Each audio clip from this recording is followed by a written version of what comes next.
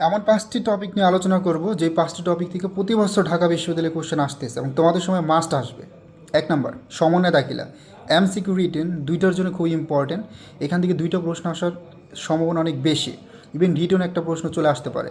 Bank সমন্বয় বিবরণী, অবচয়, হিসাব সমীকরণের, বিশেষ করে হিসাব এবং হিসাব সমীকরণের পার্ট এটা, হিসাব বিজ্ঞানের নীতিমালা, অংশীদারি ব্যবসার হিসাব নিকাশ, মজুদ পণ্য এবং উৎপাদন ব্যয় বিবরণী, সাথে আর্থিক বিবরণী বিশ্লেষণ।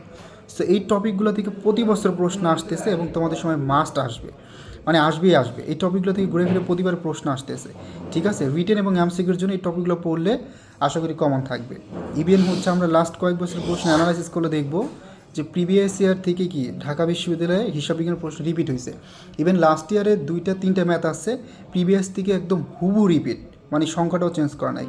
তার মানে কোশ্চেন ব্যাংক তোমাকে অনেক বেশি বেশি প্র্যাকটিস করতে হবে, তাহলে তুমি ফুল মার্ক ইজিলি ইনশিওর করতে পারবা রিটেন এবং এমসিকিউতে।